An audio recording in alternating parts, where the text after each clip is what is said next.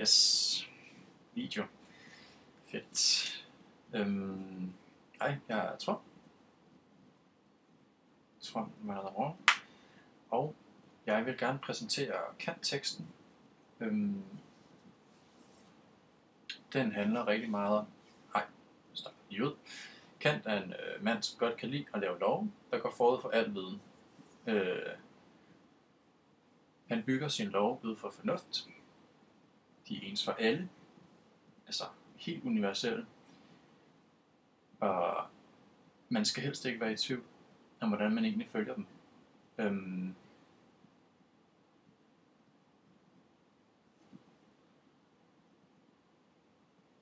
Viljen til at gøre, hvad der er bedst, er altafgørende for Kants filosofi. Det handler om den gode vilje, som teksten også beskriver. At det er vigtigt for Kant, at man altså forsøger for Guds skyld at gå efter at følge den gode vilje. Det er bedre end ingen indsats. Og i modsætning til tidligere filosofer, som Platon, Sokrates, synes han, at man ikke skal gøre det for at opnå status i samfundet. Han vil, altså man skal ikke følge sin vilje eller sine handlinger. Skal ikke sættes i henhold til, om det vil ophøje ens status i samfundet. Det skal have formål at fungere skide godt, uanset hvor ussel og kort et liv man så må følge bagefter. Handlingen skal være rigtig, man skal vide den er rigtig, og i den inderst ende, ja, så er det bare ærgerligt, hvis det ikke fungerer. Men det er jo meget smart, fordi påfører man den filosofi på samtlige 7 milliarder mennesker for eksempel, så vil der sgu nok ske en forandring. Som også vil gøre, at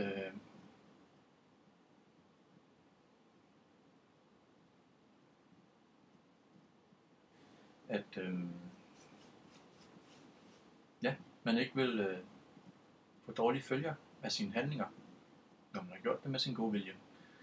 Teksten, nu er jeg direkte kødet på den tekst der.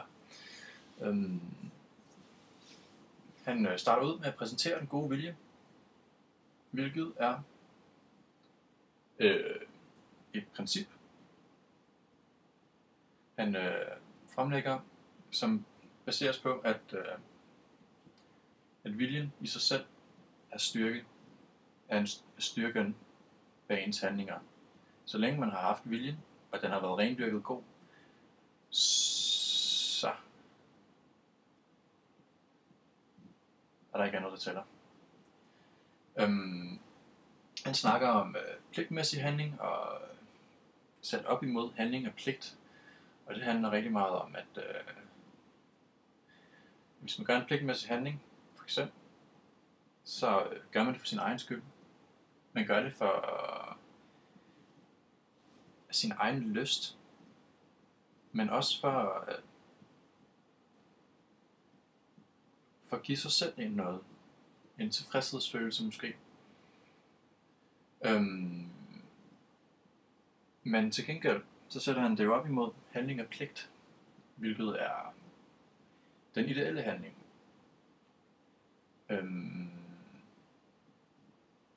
Og det egentlig lidt implicerer, er, at man ikke skal gøre det for sig selv, men man skal gøre det for den, man handler overfor, eller det, man handler overfor. For eksempel, jeg har stillet mit eget eksempel op. Har man en kæreste, så køber man måske... Men man har måske en idé om, at man gerne vil købe nogle blomster til sin kæreste. Og er blomsterne egentlig indkøbt fordi man selv synes, de er flotte, så har man lavet en pligtmæssig handling. Det var noget, man selv havde lyst til, men synes selv, at personen burde, eller måske, burde, agtigt, være glad for de blomster. Hvorimod, hvis nu personen rent faktisk var glad for blomsterne, hvilket jo ikke er nødvendigt, eller hvilket ikke er givet, så har man handlet af pligt, måske. Jo, måske. Det er jo i forhold til det.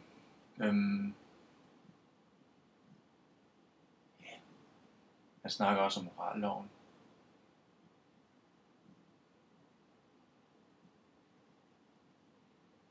Og han snakker faktisk om en almengyldig lov, mere specifikt. Det handler om, at han rigtig gerne vil have, at hvis man gør noget, så skal det være noget, alle skal kunne gøre, så vil verden kunne hænge sammen på den måde. Han stiller et eksempel op med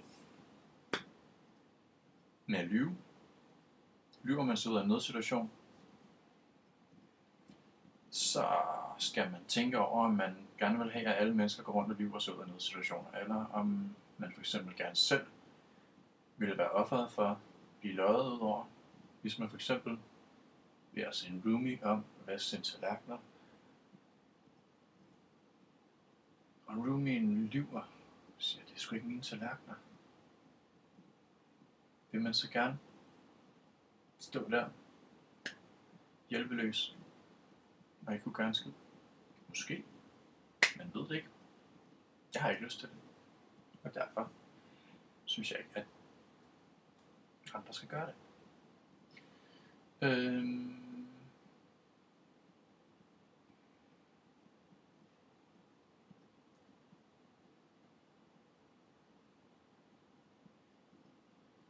Man snakker også lidt om, hvordan man måler sine handlinger.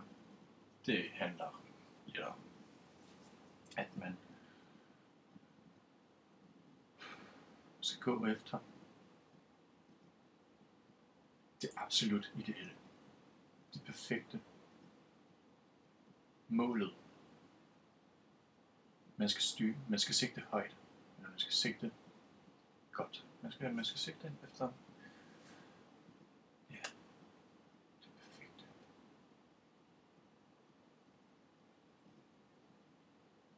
Og så jeg har lidt svært ved at finde ud af, hvad fuck det er, han mener. Jeg skulle lidt banner, men jeg tror, det der med, at man skal se mennesket som mål og ikke som middel. Menneskeheden. Jeg tror, han mener menneskeheden ikke som i civilisationen, men menneskeligheden. Jeg ved det ikke, det er jo gammelt sprogbrug. Så jeg tænker, at han synes, at hvis man bruger ting som middel, så gør man det på middelmådig vis. Det er sgu ikke acceptabelt. Nu er jeg oppe på snart 9 minutter. Jeg synes, det var lidt fair i forhold til, at jeg præsenterede Immanuel Kant. Jeg har brugt lang tid. Længere tid, end jeg skulle. Det er uacceptabelt. Så nu er jeg slået af her. Jeg har sagt nok. Se, siger den skriftlige opgave.